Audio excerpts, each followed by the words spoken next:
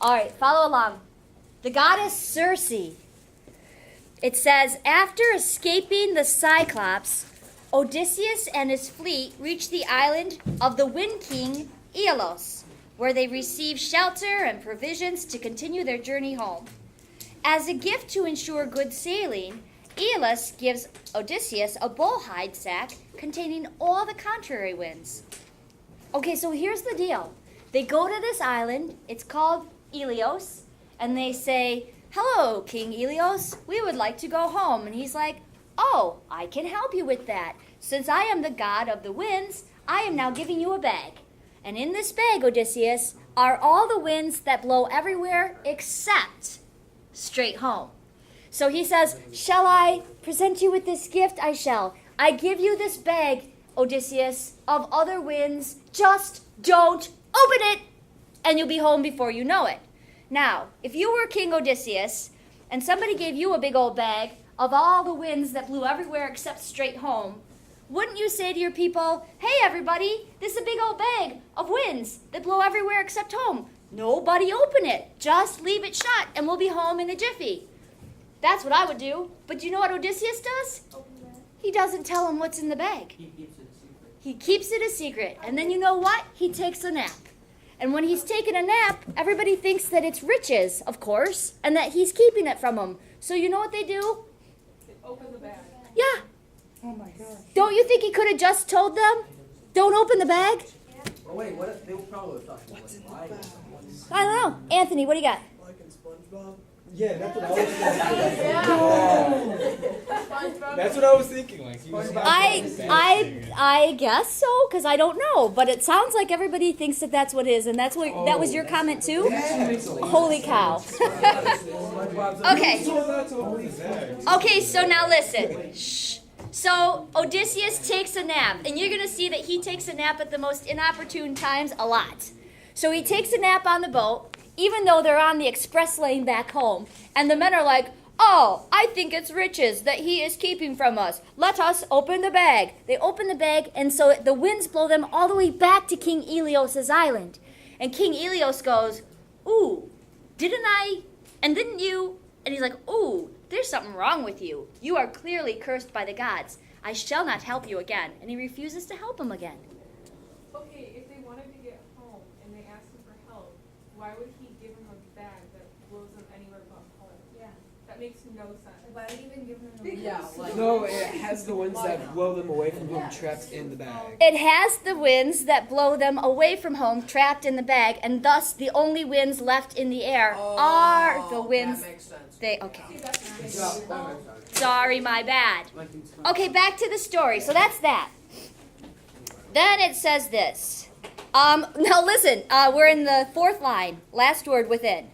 Within sight of Ithaca, Odysseus' men jealously open the sack, believing it will contain gold or silver. And the winds blow them all the way back to Aeolus' island. Ah!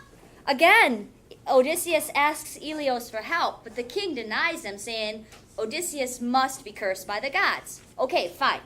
Then, when Odysseus' fleet reaches land again, they're ambushed by Lastrygonians, which is a race of man-eating giants.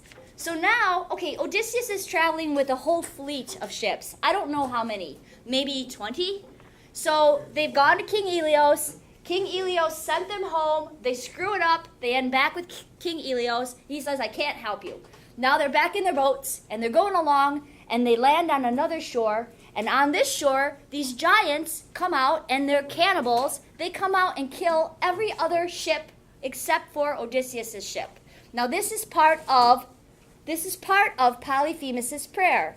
He's starting to whittle away the crew members so that in the end they'll all be dead, okay? So these giants, these Lastrygonians, come out and they eat all the guys. And so now where there was a whole fleet of ships, now there's a single ship, just Odysseus' ship. Okay, next. Next paragraph. Grieving for their comrades, Odysseus and his shipmates sail to an unfamiliar island where they spot smoke rising from the forest. Odysseus' shipmate Eurylochus goes with half the crew to investigate, leaving Odysseus and the others at the ship.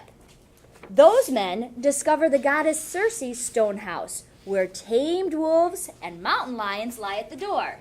See? Fearing foul play, Eurylochus hides nearby. So, the guy who's leading the party is Eurylochus. They're going to explore where the smoke's coming from. They see this beautiful house and this gorgeous woman and these wild beasts sitting outside. And all the men are like, hey guys, what's going on? And Eurylochus is like, I think I shall hide behind this tree and just watch. So he does. And this is what he sees. He watches helplessly as Circe turns his unsuspecting shipmates into swine. She turns his men into piggies by giving them a wine that's mixed with a magic potion. So the men go up to the door and she goes, are you thirsty? Have some wine. And they drink it and they turn into piggies. Because some people have interpreted this to mean that some men are pigs. I don't know where they get that. I disagree. So every man that she has drink this wine turns into a wild animal. So some of the men are wonderful and they turn into lions. And some were wolves, and some are monkeys, and some are pigs. It's basically whatever your inner animal is what you shift, what you turn into. So now Eurylochus has been seeing this, and he's like, oh! So it says, third paragraph. When Eurylochus returns to the ship and tells what's happened, Odysseus goes out alone to rescue the men. On his way, the messenger god Hermes appears and gives him a magic herb that will counteract Circe's bewitching potion. So Odysseus decides to go get the men, and Hermes, the messenger god, stops and says, whoa, you need to take some of this holy moly. That's what it's called. It's moly. It's holy moly. And when she gives you her wine, this is the antidote, and so it won't affect you. Okay, now, here we go.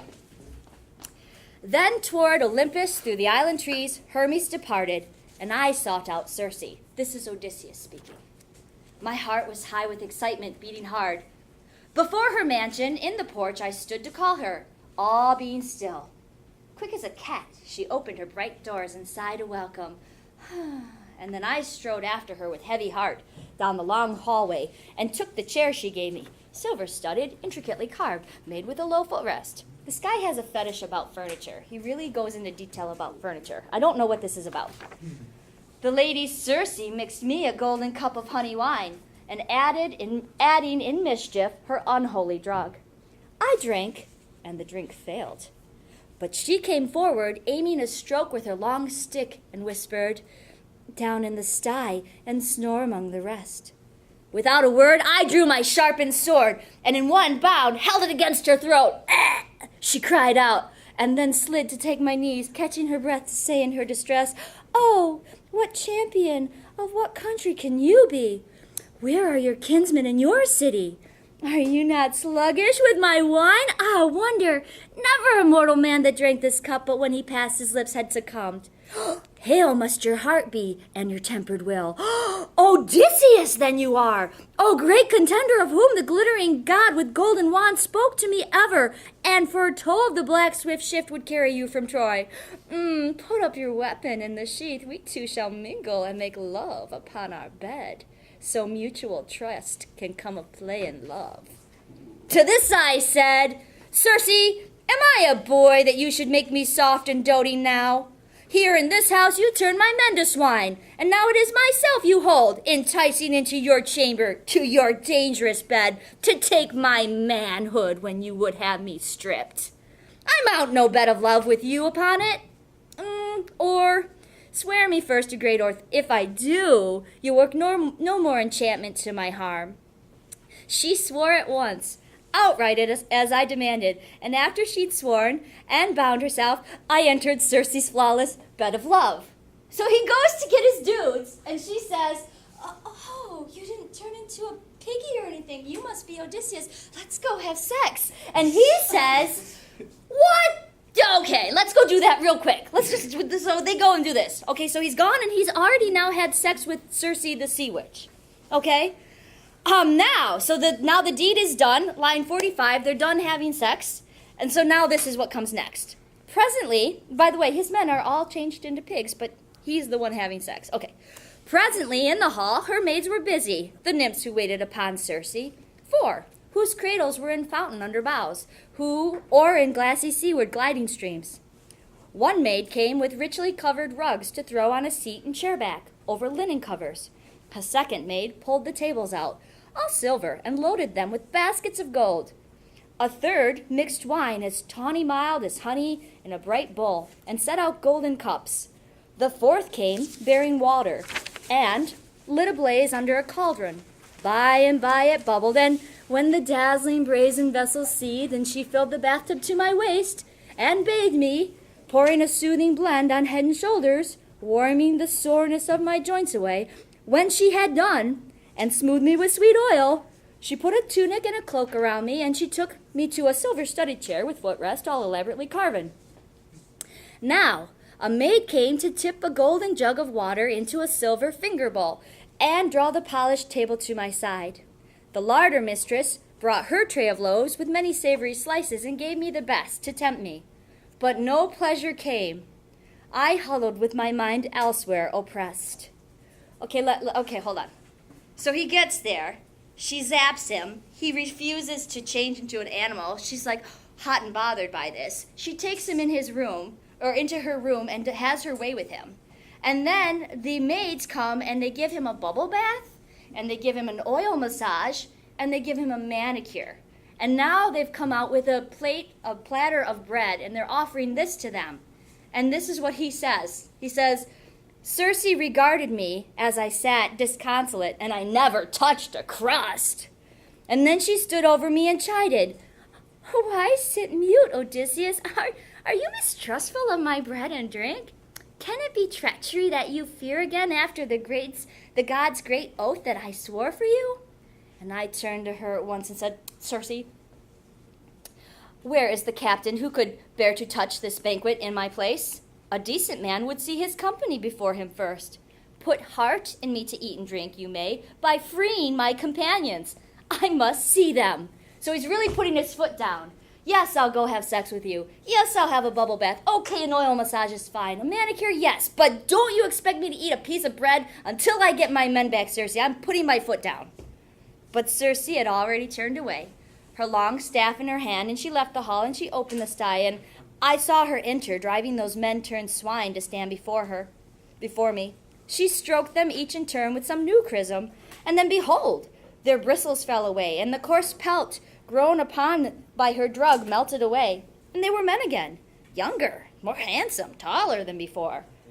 Their eyes upon me, each one took my hands, and wild regret and longing pierced them through. So the room rang with sobs, and even Circe pitied that transformation.